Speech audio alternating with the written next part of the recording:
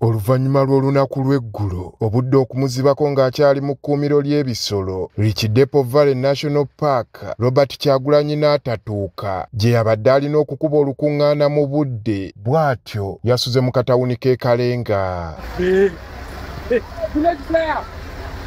Obudde we bukeeredde okweyongerayo mu kitundu ekirala, abantu engeri gye baamubaddemu ennyonta nabo bakedde ku kkubo okumulaba ng'ayitawo, waakiri ababuuzeeko mu kumulaga essanyu. N'ababadde bambadde t-shirt za NRM balemereddwa okukyebeera ne beegatta ku bannaabwe basagambirize wamu nabo.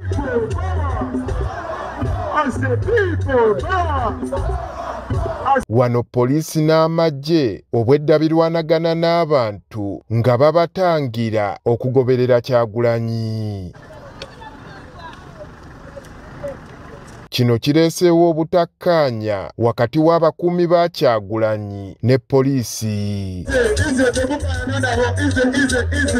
Abasirikale balabye embeera eyinza okutabuka ne babeesonyiwa bagoberere omuntu waabwe.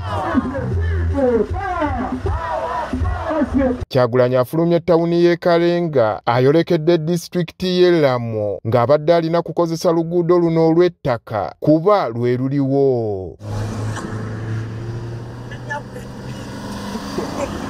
Kyagulanyi afulumiddeyo ku kyalo mu Chwini n'adda ku luguudo lwa Koolansi. Ayolekedde disitulikiti y'e Lamo nga wano atutte akaseera akawerako olw'enkuba n'ekkubo lye bali mu kulima. Olukuŋŋaana lwe olusoose alukubye mu katawuni k'e Padibe mu Lamo. Idi Amin did these things. Milton Obote built the schools, he built the hospitals, the roads that we use today, the hospitals that we use today were built by Obote. Obote was in power for only 10 years. Amin was in power for only 8 years. Museveni has been in power for 40 years and he has done nothing.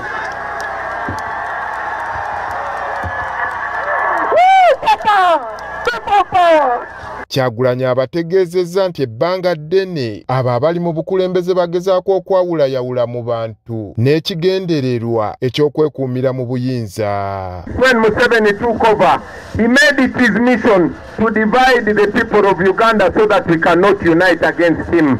He told us that the Acholi must not work with the Baganda. The Baganda must not work with the Banyankole. Banyankole must not work with the Basoga because he wants to keep us divided.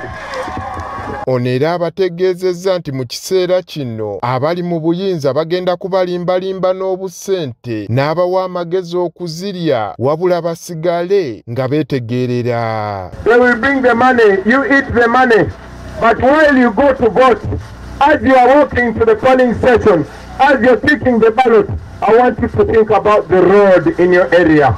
I want you to think about the women that are dying and then go and make a decision. Go and make that decision looking at that, knowing that they are paying you to wash your brain. Oluvannyuma yeeyongeddeyo mu disitulikiti y'e Kitugumu ku lukuŋŋaana lwe olwokubiri. Okuyingira ekibuga Kitigumu, emmotoka za poliisi zibadde zikiikiddwa mu kkubo nga n'abazivuga baazivuddemu dda.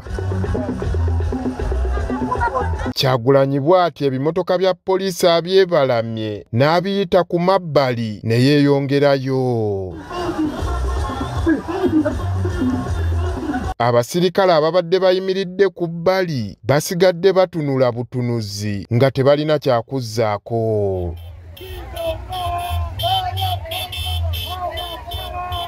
Kyagulanyi bw'ati ayise mu kibuga nga bw'awuubira ku bantu ababadde bakuŋŋaanidde ku makubo kw'ossa ababadde bamugoberera.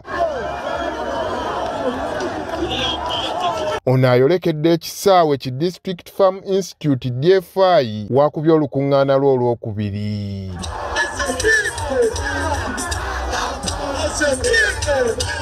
Abakuŋŋaanidde mu kisaawe kino obubaka abawadde bwa kwegatta. 40 years Museveni has only been teaching division. For 40 years Museveni has been teaching us that Uganda belongs to only one tribe. Abantu beeno abasabye beebuuze ku bantu b'ekitundu kyabwe abazze bafa mu ngeri etategeerekeka beefumiitirize ekibatta. In Acholi, there was a man called Gilbert Olanya. You know how he died.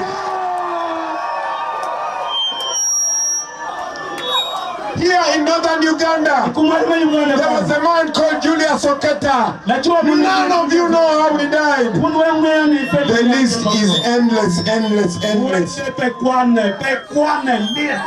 Olunaku olw'enkya Kyagulanyi wa kubeera mu bitundu by'e Paddle n'Agago. Andrew Kaggwa, Agafeeyo, Spark TV.